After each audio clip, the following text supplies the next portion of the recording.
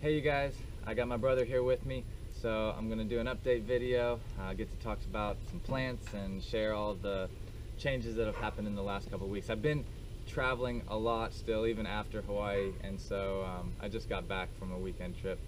But anyway, I want to share first that I found this agave on the side of the road on the way here, and it's pretty appropriate because I don't know if you remember, but I lost my agave, very similar in size, probably the same cultivar species, and I just thought it was cool. There's a potential replacement. And I found a big sago too. Lots of good things. But the garden, if you can't feel it, it's hot today, but there's still moisture in the ground. There's still flowers out there. Speaking of plants that have a lot of flowers and activity, this is sweet almond verbena, Aloysia virgata. Great nectary plant, and we can smell it 20 feet away. So you see the wasps and bees. Really great fragrant perennial here. So we've got carpenter bees. I saw a different wasp. The honeybees use it some.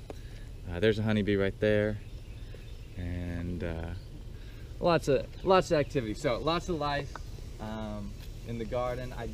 I did the pulse of trying to clean things up, but it isn't like a, control everything, get it all done at once. There's still plenty of wildness. You can see the path is, hard to even navigate. The citrus are growing. The citrus put on third flushes, so there's a lot of new leaves on the citrus, which can mean, bad with the leaf miner, but it means that there's moisture in the soil and they're happy, so we'll take it. The roses are going off again. Yeah, you can see, so here we're kind of on the very edge of being dry. With that pepper, you can kind of see the leaves starting to droop, but a lot of that it's just that it's the heat rather than the moisture. Peppers really don't like it super hot. And then the frog fruit, this guy down here, another really great. If we're going to talk about plants that you should have in a wildscape garden, Phylla nodiflora, that's a favorite of mine because it's just so tough, and you just stomp on it and it comes right back. So here we go through the jungle. So I didn't fully clear it. So we're kind of getting into the deeper gardening stuff, because that's what this channel's about. Not just your average garden stuff, but so like with the frog fruit, it is the interaction that puts that frog fruit there. Getting stepped on, getting covered in the driveway where it's harsh. It's also the high pH, the limestone base, hard gravelly fill. That's why the frog fruit is there. I didn't bring that plant in. I never planted that plant. It's there because that's the environment for that plant. And then this is another one where it's here because of the environment for the plant. So this is dayflower, Comelina, Comelinaceae. And it's here because of the abundance of organic matter, high fertility, and also the persistent moisture. So normally this plant doesn't like full hot sun like this, but it probably came in a bag of leaves and was like, wow, this is like a compost pile. But anyway, dayflowers are edible, and I wanted to show you something cool. I shouldn't have eaten that one, should have showed you first. So learning all your cool plant stuff. Dayflower are nature's eye drops. So back in here, it holds moisture, and if you're ever in a pinch, watch me squeeze this out on the tip, you'll get one beautiful droplet of water out of every flower. Even if it was on the drier side, it would still be there. So see what I'm squeezing out right there at the tip? And what's cool about that, see how it's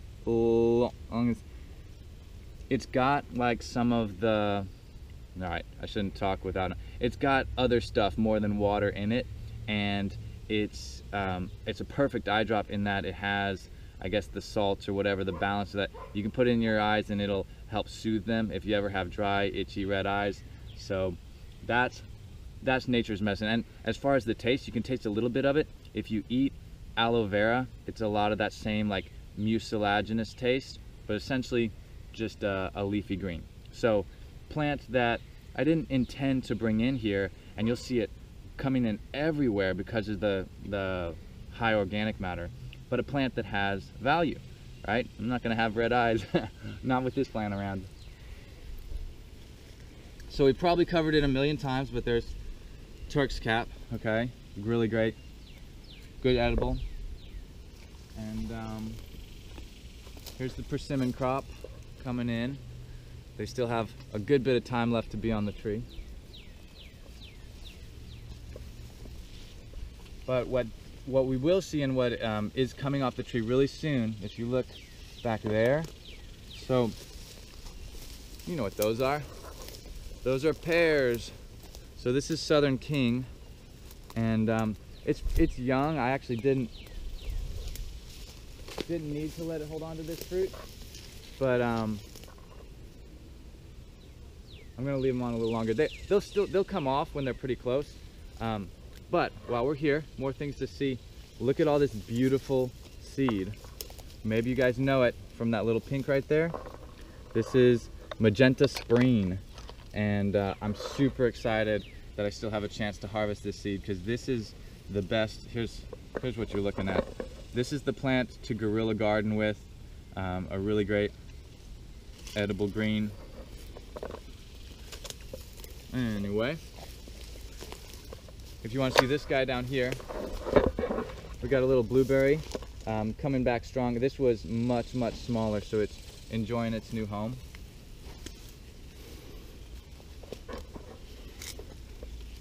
And in all of the jungle, there's still value. Every plant is here and it has some value to give. So the goldenrod, its value is going to be mainly for nectar, but it has some of that medicinal stuff. And of course, there's the mint in the path. So mint's still there, hanging out. We've got a big flush of new growth on this blueberry. If you see, I mean, that's a solid 8 inches. Some really good growth, and a late fruit set. So there was really a lot of happiness from this plant. And this is one where I didn't bucket water to it. You know, I went out of town, but the rains came. I got the Magenta Spreen in my throat. All right.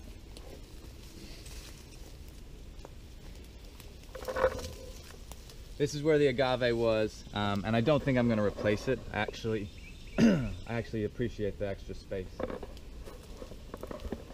Oh, but we did just pass some fruit. So this pomegranate right here, this is just wonderful. And here you can kind of see the stink bugs are going at it. Pomegranate are really tough to grow because of this leaf spot. You know, it's a fungal, probably Cercospora, but we just have too much humidity. And if you're gonna be successful, they gotta have a really good air circulation and a lot of sun, and also really good drainage. But it is possible. I have, you know, always a few fruits, but not many that finish. Let's see.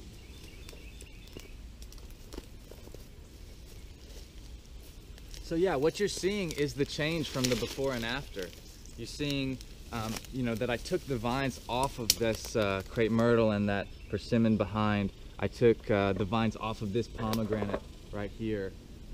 So there has been a pulse applied to this space, so that the important fruit trees and things can get up and get some light. And there's citrus, you know, right here, sitting in the middle of it all.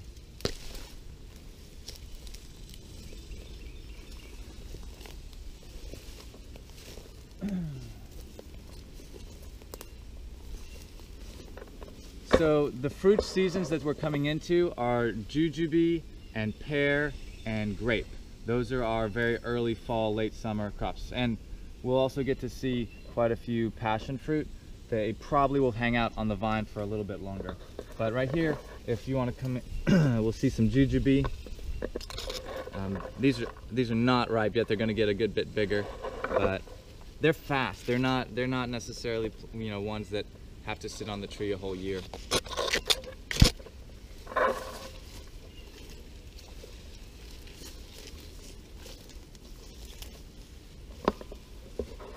I've been waiting for this pear. I don't know. We'll go for it. So it's hiding out in the shade, and in the mix there was lots of passion fruit. You see up here.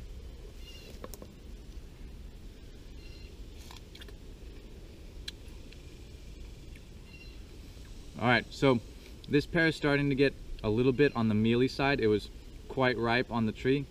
In order to make them less mealy, you're supposed to harvest them a little bit green, a little bit not fully ripe, and then ripen them on the counter, and then they won't be as grainy, but still very sweet and juicy. And I'll cut a piece for my cameraman.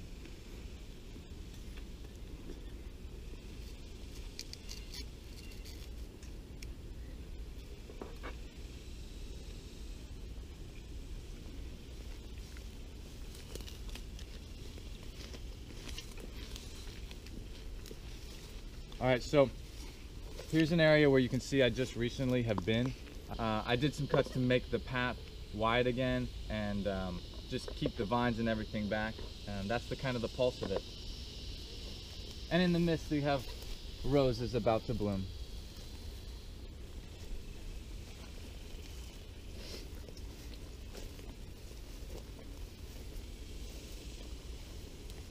So back behind this blood orange, I just put an extra box on that colony. They were so crowded, they probably were already in the process of swarming. It was late, that's all. It was late.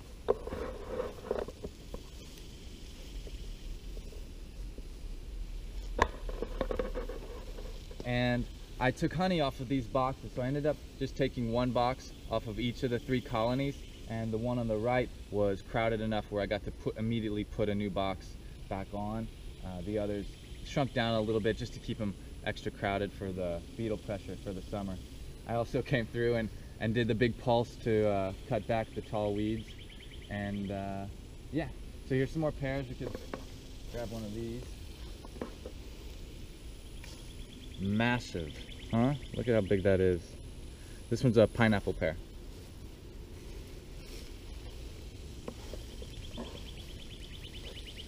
The avocado's still happy and healthy. I have that one fruit still, you know, not quite there yet, but avocado's another one that's going to fill in that gap and be ripe after the pears, but sometime in the fall.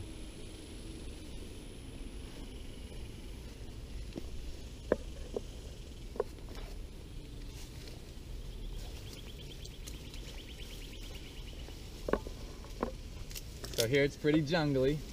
This trellis ended up being mainly just passion fruit, which is cool. I'm gonna end up getting to eat a lot of them. I mean, look at that cluster right there. There's, you know, a bunch, and they're hiding out underneath. So when the time comes, I'll have to figure out something to do with all these passion fruit.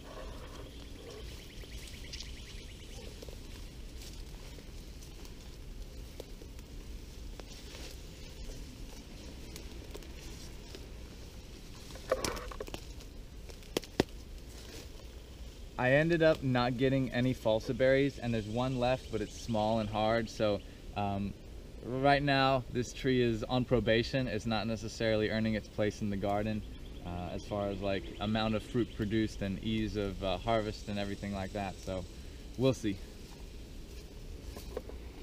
But there's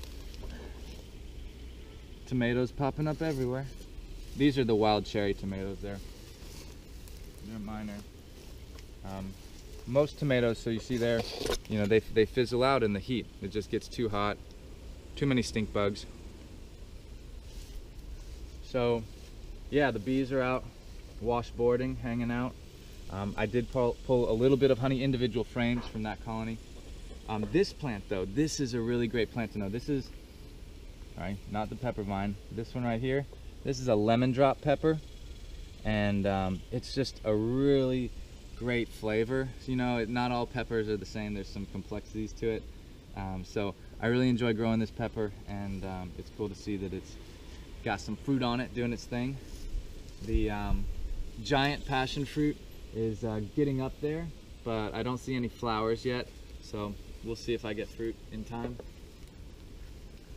Let's see. So if you come over here, I did some more chopping to get an idea for the pulse. So you see I'm standing on all these branches, but if you look up, they came off of this ash tree, and they came off of this Chinese elm right here. You can kind of see in this area. And all of those cuts were to get light for this citrus. It was just getting too dark for this Satsuma, so I wanted to give it a little bit more light. Yeah, that's about it. You know, the shade is nice, it keeps things cool, keeps the moisture in, but you know, you got to get light to your plants when they really need it.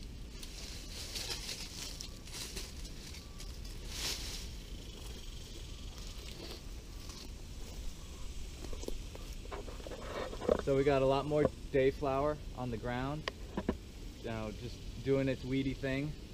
We got Moringa on either sides of us, and I'm a little bit under the weather, so maybe this will help give me some vitamins. But yeah, we've got some density here that I think is cool to document, to see. So there's the Moringa right here in front. There's the cassava only like a couple feet away right behind. There's the papaya right here. And then right there with the sunflower leaning against it, that's the pigeon pea. So come around to this side, Danny. So if you point it this way, you can see this tall one right here. That's all pigeon pea. So that's food producer. And so it's like 4 plants really tightly clustered. And all of them are tropical, potentially annuals. So that's why they're just kind of filling in space for the summer, just kind of doing their thing for the short term. So lots of good growth on the citrus coming back. I fully uncovered this avocado, and I think it's jumped with the extra light. So there's, you know, there's already some of that flush, but this fantastic is hopefully going to put on some density, put on some growth, and recover, because it takes a while. So you guys are here at the tail end of the fig season. Have had just an abundance from this one LSU Gold tree, and I'll go find one.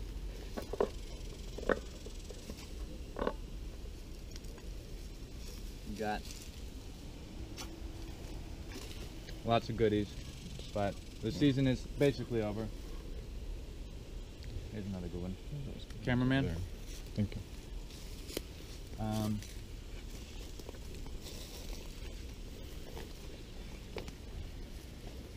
Let's see. We got, oh yeah, this one. what's that? Oh, that's a good one? Yeah, that is a good one. Anyway, this is Belinda's Dream doing her thing.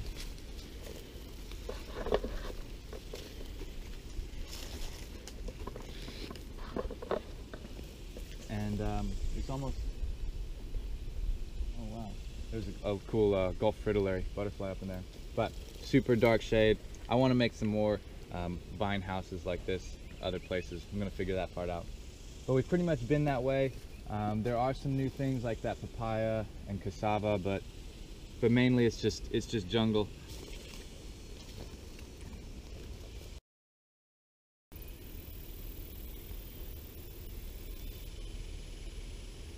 I have done some hacking pretty hard, opening up this path.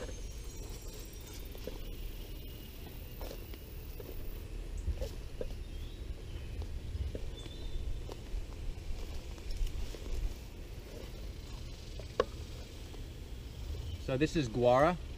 This is another one where I didn't bring it in, I didn't plant it, but it's a beautiful wildflower, beautiful native plant.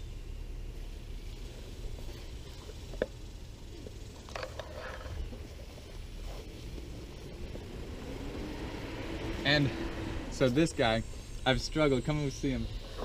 It's a orb weaver. But I've struggled to work in this space because I love leaving his web so much. So like I have to get the bee equipment, and yet he's there and I'm trying to go under and around, and anyway. He's eating bees. Huh? I know, he's getting everything. But yeah, he's a friendly spider.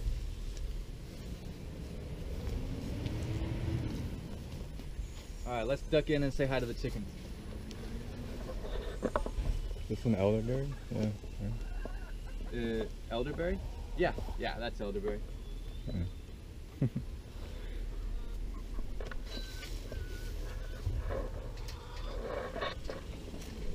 Hey lady. All right, as you come in, notice that I have to push back like 6 inches of mulch. It's nice and deep, and that the grapes also are already starting to fall. So we got the very beginning. This is my first grape of the year. It's not fully ripe, but There's some ripe ones over there. I'll take it. It's sweet enough, and hopefully the chickens will figure it out and pick up the remnants. But yeah, here, Danny, try. There's over there. There was There's some better ones. Yeah.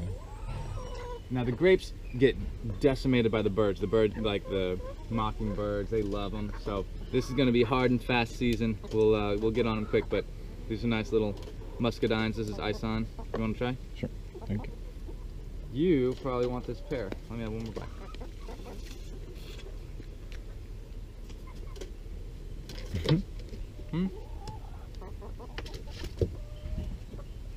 They've never had pear before, I guess not. Hi ladies. So yeah, that was the plan. Have grapes on top for easy picking and to feed the birds.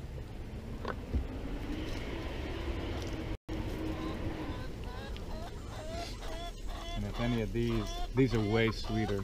Have you had these? Mm-mm. It's called Darlene. That one, right? They're bronze when they're ripe.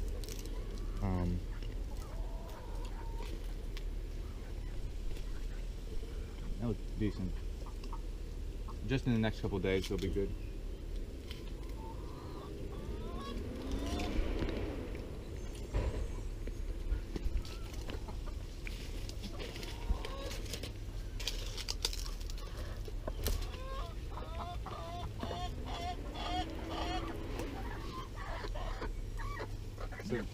I fed him pomegranate. Yeah, I saw you brought that pomegranate in. I was like, oh, that makes sense. Danny would have known to do it. Yeah, the pomegranate that fell off early came to the chickens, and they've been getting rice and other treats. The grapes down at that end, then the mulberry in the middle, and then this is just unintentional. So this is unplanned, but we got passion fruit right here. I hear you. And I'm growing a yam over this area. It's mostly pepper vine that you can see, but there's yam. And there's also gherkin everywhere. Like,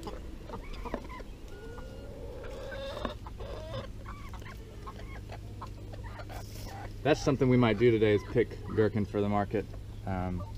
We'll see if the chickens will eat it.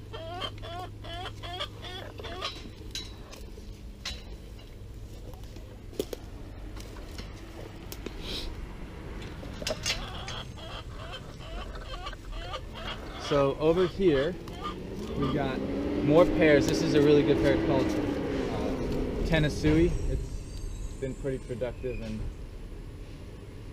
might as well start eating them now. I'm gonna let my cameraman hold on to them. Can you hold this big one?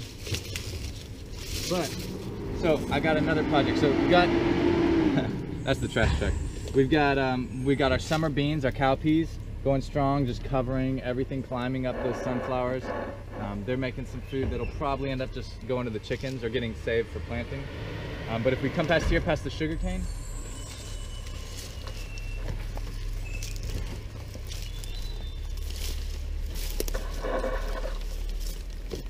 this is my project that is almost finished. So this is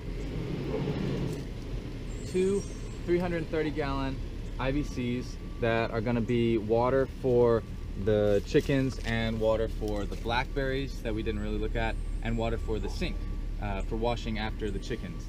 And they're here because it was a nice, efficient spot. And this water is just off of this teeny little chicken roof from just one big rain that we got about a week ago. Now, this roof though is not enough catchment to feed all of those systems. So like, if I'm using water every day for hand washing, if I'm irrigating, not near enough surface area. So I'm taking that end and just putting on a hose thread, and I'm going to connect it to the tank that's going to catch off of that roof. So that's the plan, to keep these extra full and then slowly add tanks to the system. So eventually I can have thousands of gallons pretty efficiently, stored up off the ground, and just build it incrementally. I think that's a cool way to approach these projects, is just small, slow, sort of natural, growth. All right, let's jump to the other side. And the bees are busy cleaning up all the wax cappings because it's been a busy time of year doing a lot of honey harvesting and processing, and so it's definitely a mess under here. There's a lot of equipment involved in beekeeping, and yeah, we'll go this way. The poor koi, I need to pull water plants off again. They're just growing so fast. What are you doing, buddy? You are not a leopard frog. That is not your spot. But yeah, the fish will be happy once there's a little more surface water. They're in there.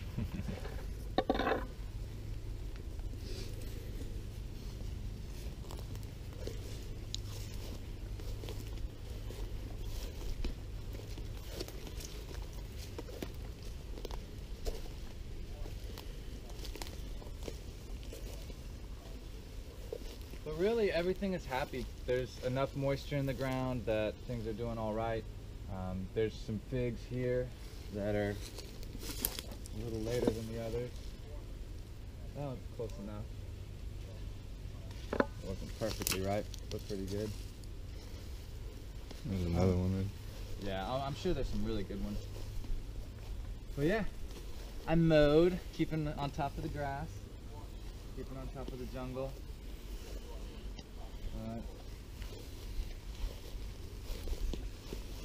Really, that's about it. We got here you can kind of feel where it's got a little more breathing room, but that there's still a lot of density on the edges. That's kind of a nice way to approach a garden, is to have your spaces where you can be in it, like this lawn, but where it can be really, really dense, as wild as it wants to be. So we'll come back this way. There's still tomatoes. That's pretty crazy. Getting fruit set.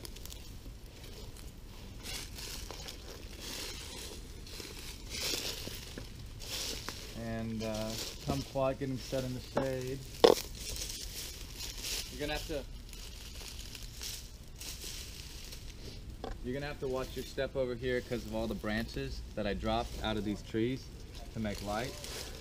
Here we've got our first flowers on the star fruit, and actually our first fruit set. Do you see that little one right there? That's already got fruit set by my thumb. So if we have a mild winter, they'll be finished in January, February. And a little more light coming through.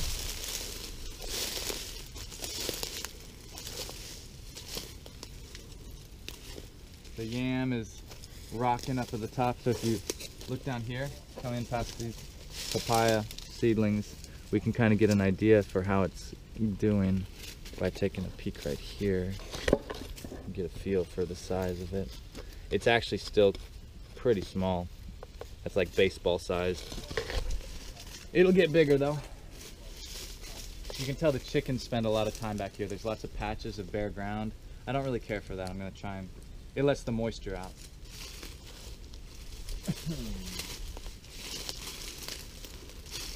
And lots of light here. They've got turns. So I still have trimming to do, and as long as the moisture is good, I'm gonna keep cutting on these trees, kind of feeling it out first, see what feels good, and then going in and changing the light and sending the light where I want it to go. We are beings of light. We can manipulate the light. Anyway, that's pretty much it. So hopefully you guys enjoyed the tour. I know it was a nice, slow one, long one, and I'll catch y'all next time. Peace. Jujube.